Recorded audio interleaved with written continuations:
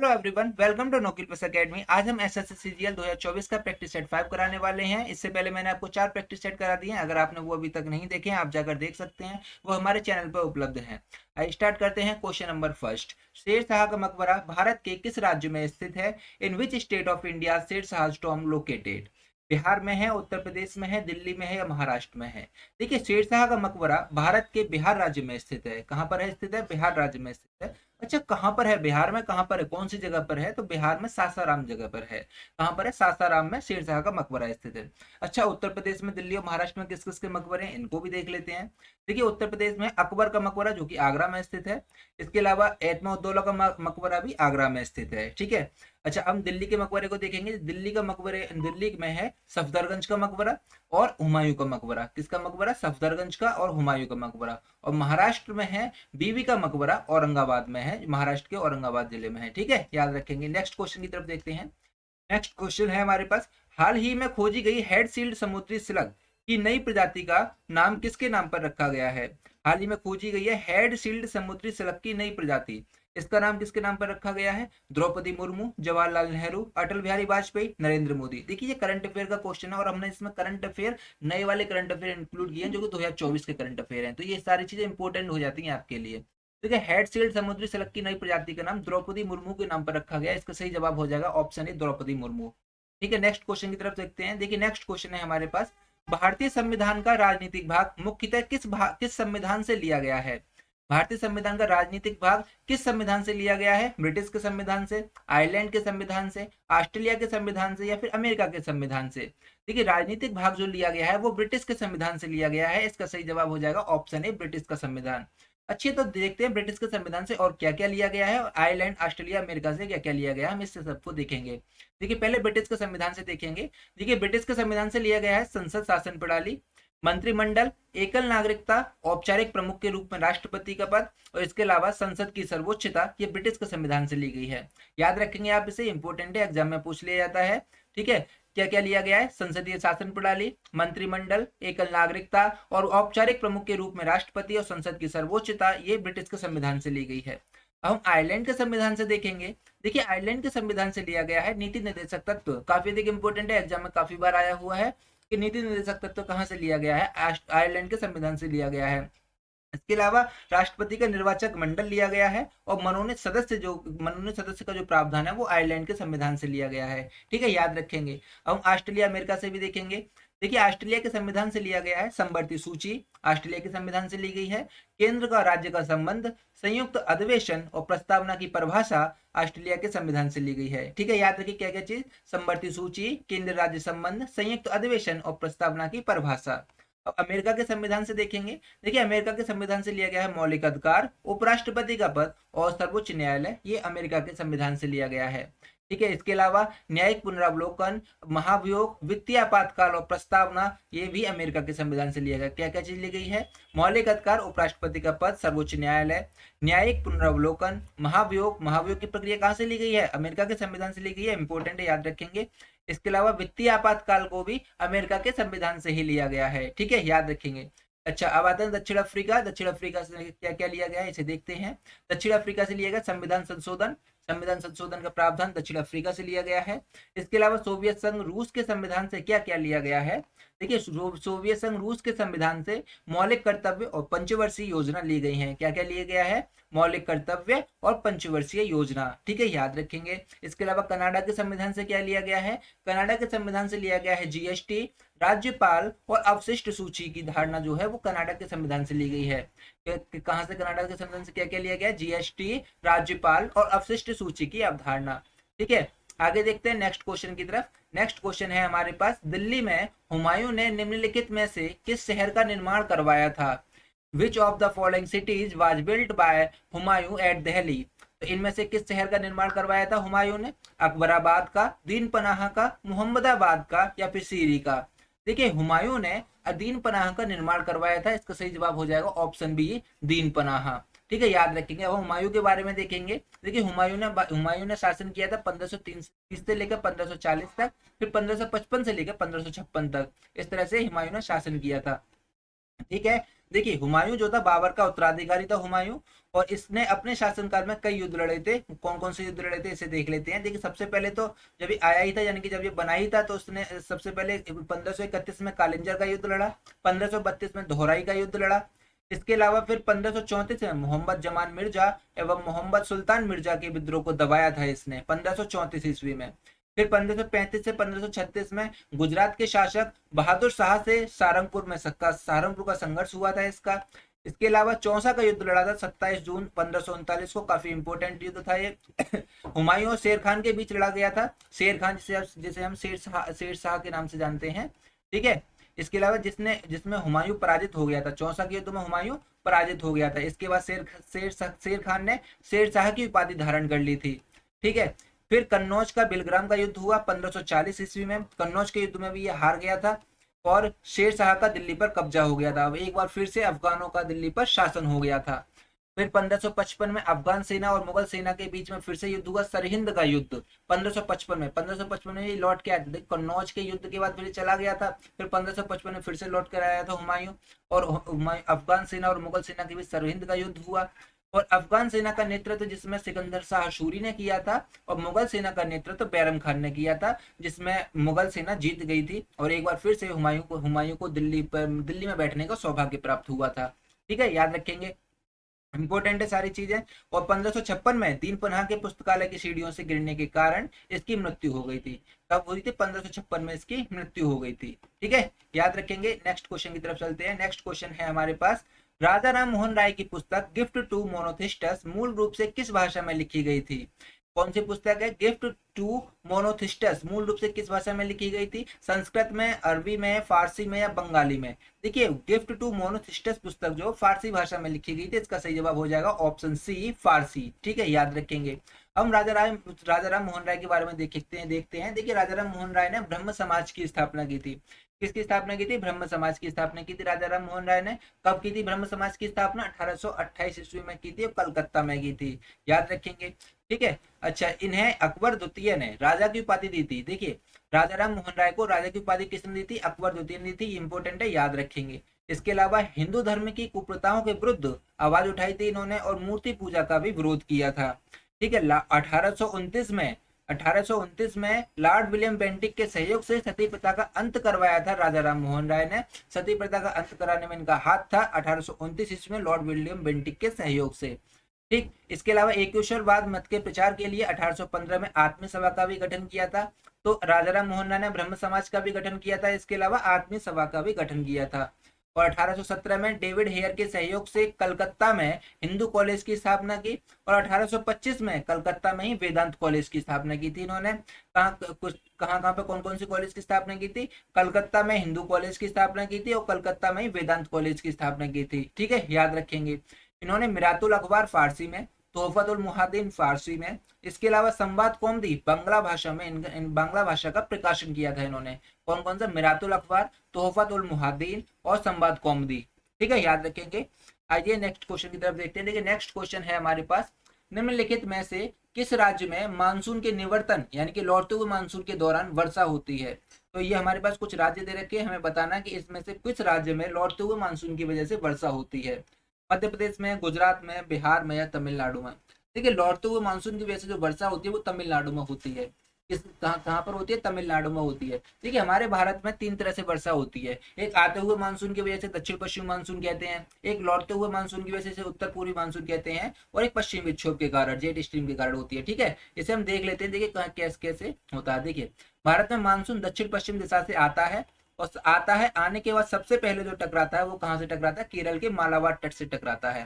किससे टकराता है? केरल के मालाबार तट से टकराता है, वहां पर वर्षा कराता है खूब। इसके बाद फिर लगभग जुलाई मध्य तक पूरे भारत में फैल जाता है। ठीक है, सबसे अंत में मानसून कहाँ पहुंचता है? पंजाब में सबसे अंत में मानसून पहुंचता है। सितंबर से मानसून लौटने लगता है। फिर लौटते हुए मानसून को उत्तर पूर्वी मानसून कहते हैं, या फिर लौटता मानसून, या फिर मानसून का निवर्तन कहते हैं। और लौटते हुए मानसून से उड़ीसा, आंध्र प्रदेश में चक्रवात आते हैं, और आंध्र प्रदेश और तमिलनाडु में खूब वर्षा होती है। ठीक है, फिर लौटते मानसून से तमिलनाडु में सबसे ज्यादा वर्षा होती है लौटते हुए मानसून से। इसके अलावा पश्चिम विक्षोभ के कारण से भी भारत में वर्षा होती है, और ये ठंड के दिनों में होती है। ठंड के दिनों में भूमध्य सागर में उत्पन्न होता है पश्चिम विक्षोभ, इससे जेट स्ट्रीम भारत की ओर लेकर आता है। ठीक है। और इससे पंजाब, राजस्थान और उत्तर भारत में ठंड के दिनों में वर्षा हो जाती है पश्चिम विक्षोभ के कारण। तो तीन तरह से वर्षा होती है। ठीक है। अच्छा, राजस्थान में इस वर्षा को मावट कहते हैं। क्या कहते हैं? इस वर्षा को मावट कहते हैं। भारत में कुल वर्षा के देखें नहीं, देखिए तीन तरह से होती है। एक तो दक्षिण पश्चिमी मानसून यानी आते हुए मानसून की वजह से सबसे ज्यादा वर्षा होती है, 80% वर्षा आते हुए मानसून की वजह से होती है। फिर उत्तर पूर्वी यानी कि लौटते हुए मानसून की वजह से वर्षा होती है 17%। इसके अलावा फिर पश्चिम विक्षोभ के कारण 3% होती है। पश्चिम विक्षोभ के कारण केवल उत्तर भारत में वर्षा हो पाती है। ठीक है। आगे चलते हैं। इसके अलावा है सबसे अधिक वर्षा का स्थान कहाँ पर है? मासिनराम, जो कि मेघालय में है। सबसे अधिक वर्षा कहाँ होती है? मासिनराम में होती है, मेघालय में होती है। ठीक है। आइए चलते हैं नेक्स्ट क्वेश्चन की तरफ। नेक्स्ट क्वेश्चन है हमारे पास, सरकारी बजट आगामी वित्तीय वर्ष के लिए सरकारी प्राप्तियों और सरकारी व्यय के अनुमानों का विवरण होता है। ठीक है। सरकारी बजट क्या होता है? आगामी वित्तीय वर्ष के लिए सरकारी प्राप्तियों और सरकारी व्यय के अनुमानों का विवरण है। भारत में वित्तीय वर्ष की अवधि क्या होती है? तो 1 जनवरी से 31 दिसंबर, 1 फरवरी से 31 जनवरी, 1 अक्टूबर से 31 अगस्त, या फिर 1 अप्रैल से 31 मार्च। इसने हमसे पूछा वित्तीय वर्ष कहाँ से कहाँ तक होता है।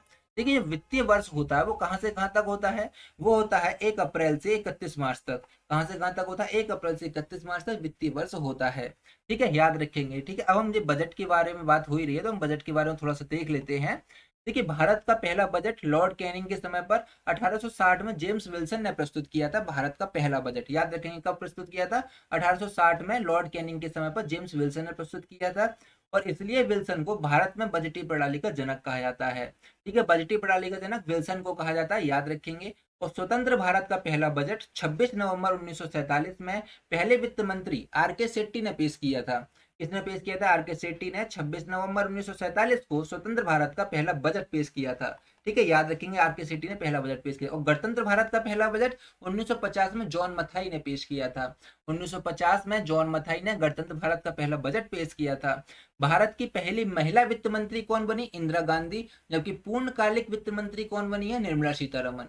ठीक है, भारत की पहली महिला वित्त मंत्री थी इंदिरा गांधी, जो कि पूर्णकालिक नहीं थी, यानी कि अपने पूरे कार्यकाल 5 साल के लिए नहीं बनी थी। लेकिन जबकि पूर्णकालिक पहली महिला वित्त मंत्री बनी है निर्मला सीतारमन, पूर्णकालिक पहली महिला वित्त मंत्री बनी है। ठीक है। देखिए, सर्वाधिक बजट पेश करने का श्रेय मोरारजी देसाई को जाता है। सबसे अधिक इन्होंने बजट पेश किए हैं। इन्होंने 10 बार बजट पेश किए हैं, 8 बार पूर्णकालिक और 2 अंतरिम बजट पेश किए हैं इन्होंने। ठीक है। भारत में बजट पेश करने की परंपरा फरवरी महीने के अंतिम कार्य दिवस पर होती है। ठीक है, बजट सत्र के दौरान होती है, जो कि। आइए चलते हैं नेक्स्ट क्वेश्चन की तरफ। नेक्स्ट क्वेश्चन है हमारे पास, हाल ही में प्रधानमंत्री नरेंद्र मोदी ने भारत की पहली अंडर वाटर सेवा का उद्घाटन किया है। ये कहाँ कहाँ पर किया है? ठीक है, भारत की पहली अंडर वाटर सेवा का उद्घाटन कहाँ पर किया गया है? हरियाणा में, दिल्ली में, पश्चिम बंगाल में, या मुंबई में? ये करंट अफेयर का क्वेश्चन और नई करंट अफेयर है, मैं आपको बतला देता हूँ। ठीक है, ये कहाँ पर किया है? पश्चिम बंगाल में किया है। कहाँ पर किया? पश्चिम बंगाल में किया। इंपॉर्टेंट है, याद रखेंगे। नेक्स्ट क्वेश्चन है हमारे पास, ये भी करंट अफेयर का क्वेश्चन है। हाल ही में गर्भपात को संवैधानिक अधिकार बनाने वाले दुनिया का पहला देश कौन बना? गर्भपात को संवैधानिक अधिकार बनाने वाला दुनिया का पहला देश बना है फ्रांस। इसका सही जवाब हो जाएगा ऑप्शन ए, फ्रांस। आइए नेक्स्ट क्वेश्चन की तरफ। देखिए, नेक्स्ट क्वेश्चन देखते हैं। भारत के सबसे ऊंचे जलप्रपातों में से एक जोग जलप्रपात किस नदी का महाजलप्रपात है? ठीक है, सबसे ऊंचे जलप्रपातों में से एक है जोग जलप्रपात, और ये किस नदी पर है? जोग जलप्रपात नर्मदा पर है, चंबल पर है, शरावती पर, या फिर कावेरी पर? देखिए, जोग जलप्रपात जो है वो शरावती नदी पर है। इसका सही जवाब हो जाएगा ऑप्शन सी, शरावती नदी। ठीक है। अच्छा, अब हम नर्मदा नदी के जलप्रपात देख लेते हैं। देखिए, नर्मदा नदी पर कोई जलप्रपात है तो कौन कौन सा है, इसे हमें पता होना चाहिए। देखिए, नर्मदा नदी पर है धुआंधार जलप्रपात, कपिलधारा जलप्रपात, या फिर ये और है येन्ना जलप्रपात। कौन कौन सा? धुआंधार, कपिलधारा और येन्ना जलप्रपात, ये नर्मदा नदी पर है। तो चंबल नदी पर कौन कौन से जलप्रपात है, इसे देखेंगे। देखिए, चंबल नदी पर है चूलिया जलप्रपात, जो कि राजस्थान के कोटा में स्थित है। कौन सा जलप्रपात है? चूलिया जलप्रपात। ठीक है, याद रखेंगे। कावेरी के भी देख लेते हैं। कावेरी में है कावेरी पर है शिव समुद्रम जलप्रपात। कौन सा जलप्रपात है भाई? शिव समुद्रम जलप्रपात, जो कि कर्नाटक में स्थित है। ठीक है, याद रखेंगे। इस पर एशिया का सबसे पहला जल विद्युत ग्रह बना है, शिव समुद्रम जलप्रपात पर। एशिया का सबसे पहला जल विद्युत ग्रह है, जिसकी स्थापना 1902 ईस्वी में हुई थी। ठीक है, याद रखेंगे। इसके अलावा जोग या गढ़सोपा जलप्रपात शरावती नदी पर है, जो कि कर्नाटक में ही स्थित है। आइए देखते हैं नेक्स्ट क्वेश्चन की तरफ। नेक्स्ट क्वेश्चन है हमारे पास, बृहद कथा कोश पुस्तक के लेखक कौन थे? प्रेमचंद थे, विशाखा दत्त थे, हर्षेन थे, या फिर सुमित्रा नंदन पंत थे? देखिए बृहद कथा कोश पुस्तक के लेखक कौन थे, वो थे हर्षेन। कौन थे, हर्षेन थे। ठीक है। अच्छा, अब हम प्रेमचंद्र, विशाखादित्य, सुमित्रानंद पंत की कुछ पुस्तकों के नाम देख लेते हैं। ठीक है, प्रेमचंद की पुस्तकों के नाम है गोदान, गवन, कर्मभूमि, रंगभूमि। ये प्रेमचंद की पुस्तक के नाम है। कौन कौन सी हैं, गोदान, गवन, कर्मभूमि और रंगभूमि। अच्छा, विशाखादत्त की पुस्तक देख लेते हैं। विशाखादत्त की पुस्तक है मुद्रा राक्षस। विशाखादत्त की पुस्तक का नाम क्या है, मुद्रा राक्षस। ठीक है, अब सुमित्रा नंदन पंत की को देख लेते हैं। देखिए सुमित्रा नंदन पंत की है पल्लव चिदम्बरा। ये सुमित्रा नंदन पंत की कुछ मुख्य पुस्तकें हैं। कौन कौन सी, पल्लव और चिदम्बरा। ठीक है, इन्हें याद रखेंगे। इसके अलावा भी हैं, देखिए कल्हड़ की देख लेते हैं। कल्हड़, कल्हड़ की पुस्तक का नाम है रजत रंगनी। ठीक है, रसखान की पुस्तक है, रसखान की पुस्तक का नाम है प्रेम वाटिका। इसके अलावा विष्णु शर्मा की पुस्तक है, इसका नाम है पंचतंत्र। ठीक है, याद रखेंगे कौन कौन, कल्हड़ की है रजत रंगनी, रसखान की प्रेम वाटिका, विष्णु शर्मा की पंचतंत्र, और है बाणभट्ट की हर्ष चरित्र और कादम्बरी। कौन सी, बाणभट्ट की हर्ष चरित्र और कादम्बरी। ठीक है, याद रखेंगे, इंपोर्टेंट है। नेक्स्ट क्वेश्चन की तरफ चलते हैं। नेक्स्ट क्वेश्चन है हमारे पास, निम्नलिखित में से कौन सा देश सार्क यानी कि दक्षिण एशियाई क्षेत्रीय सहयोग संगठन का सदस्य नहीं है। इनमें से कौन सा ऐसा देश है जो सार्क का सदस्य नहीं है। पाकिस्तान है, म्यांमार है, अफगानिस्तान है या भूटान है। इसमें से कौन सा सार्क का सदस्य नहीं है, तो सार्क का सदस्य इसमें से म्यांमार नहीं है। कौन नहीं है, म्यांमार सार्क का सदस्य नहीं है। ठीक है, अब हम सार्क के बारे में देखेंगे। देखिए सार्क, सार्क की फुल फॉर्म क्या होती है, south Asian association for regional cooperation. कौन कौन क्या है, south Asian association for regional cooperation, ये सार्क की फुल फॉर्म होती है। इसकी स्थापना 8 दिसंबर 1985 को ढाका में हुई थी। याद रखेंगे, सार्क की स्थापना कब हुई थी, सार्क की स्थापना 8 दिसंबर 1985 को ढाका में इसकी स्थापना हुई थी। और इसके सदस्यों की ट्रिक हमने बनाई है एमबीबीएस पेन। सार्क के सदस्यों की ट्रिक क्या है, एमबीबीएस पेन, यानी कि एम से होता है मालदीव, बी से होता है भूटान, फिर बी और एस, बी से होता है बांग्लादेश, एस से होता है श्रीलंका, फिर पी और ए, पी से होता है पाकिस्तान, ए से अफगानिस्तान, और आई से इंडिया, और एन से नेपाल। तो इसकी ट्रिक क्या, एमबीबीएस पेन, मालदीव, भूटान, बांग्लादेश, श्रीलंका, पाकिस्तान, अफगानिस्तान और इंडिया, नेपाल। याद रखेंगे। और इसका मुख्यालय कहाँ पर है सार्क का, सार्क का मुख्यालय काठमांडू में है। सार्क का मुख्यालय काठमांडू में। ठीक है, याद रखेंगे, इंपोर्टेंट है। इसके अलावा इसके वर्तमान महासचिव हैं श्री मोहम्मद गुलाम सरवर। श्री मोहम्मद गुलाम सरवर इसके महासचिव हैं। नेक्स्ट क्वेश्चन की तरफ देखते हैं। नेक्स्ट क्वेश्चन है हमारे पास, भारत में निम्नलिखित में से कौन सी फसल खरीफ की ऋतु में उगाई जा सकती है। इनमें से ऐसी कौन सी फसल है जो खरीफ की ऋतु में उगाई जा सकती है, चना, सरसों, गेहूं या कपास। देखिए खरीफ की ऋतु में उगाई जा सकती है इसमें से कपास। इसका सही जवाब हो जाएगा क्या, कपास। ठीक है, अब हम थोड़ा फसल के बारे में देखेंगे। देखिए भारत में 3 प्रकार की फसलें उगाई जाती हैं, ये सब आपको भी पता होगा। मुख्यतः 3 प्रकार की फसलें उगाई जाती हैं, जिसमें जायद की फसल, रबी की फसल, खरीफ की फसल होती है। अब सबसे पहले हम जायद की फसल के बारे में देखेंगे। देखिए जायद की फसल है, ये फसल मार्च में बोई जाती है और मई में काट ली जाती है। मार्च में बोते हैं और मई में काट लेते हैं इस फसल को। इसमें मुख्य रूप से सब्जी, तरबूज, खीरा, ककड़ी आ जाते हैं। ठीक है, जायद की फसल में।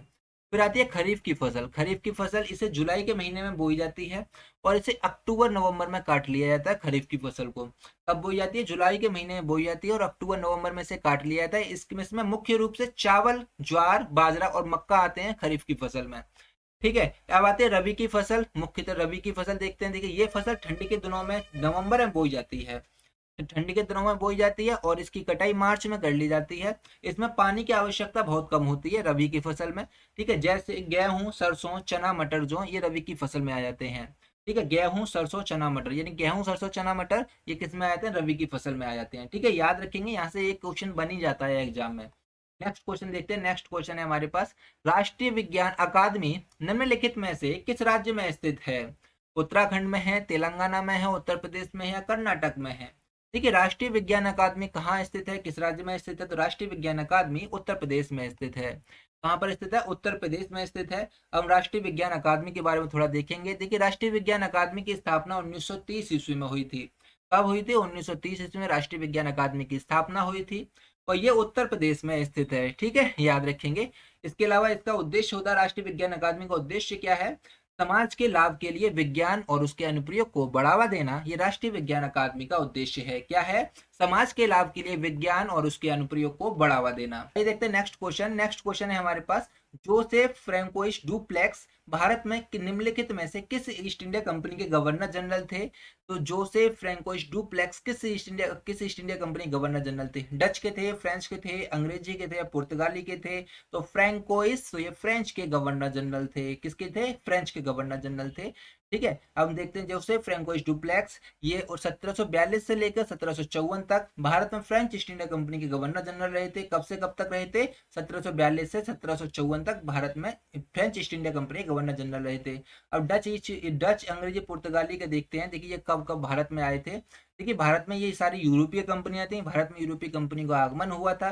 देखते हैं सिस्टम से, देखते हैं सबसे पहले कौन आया, फिर उसके बाद कौन आया था, आपको पता होना चाहिए। ठीक है, सबसे पहले पुर्तगाली ईस्ट इंडिया कंपनी की स्थापना हुई भारत में 1498 ईस्वी में। इसके बाद फिर ब्रिटिश ईस्ट इंडिया कंपनी की फिर 1600 ईस्वी में। इसके बाद फिर डच ईस्ट इंडिया कंपनी 1602 में। उसके बाद फिर डेनमार्क ईस्ट इंडिया कंपनी 1616 में। उसके बाद फिर फ्रेंच ईस्ट इंडिया कंपनी 1664 में हुई थी। ठीक है, कौन कौन सी? पुर्तगाली, ब्रिटिश, डच, डेनमार्क और फ्रेंच। ठीक है, इसके अलावा फिर बाद में आई थी स्वीडिश ईस्ट इंडिया कंपनी 1771 ईस्वी में। ठीक है, तो ये कुछ यूरोपीय कंपनियों का आगमन हुआ था। कौन कौन सी? पुर्तगाली, ब्रिटिश, डच, डेनमार्क, फ्रेंच और स्वीडिश। ठीक है, याद रखेंगे ये इसी सिस्टम में आए थे, इसी क्रम में आई थी। ठीक है, आइए चलते नेक्स्ट क्वेश्चन की। नेक्स्ट क्वेश्चन है हमारे पास, सीमा सुरक्षा बल की पहली महिला स्नाइपर कौन बनी है? सीमा सुरक्षा बल की पहली महिला स्नाइपर कौन बनी है?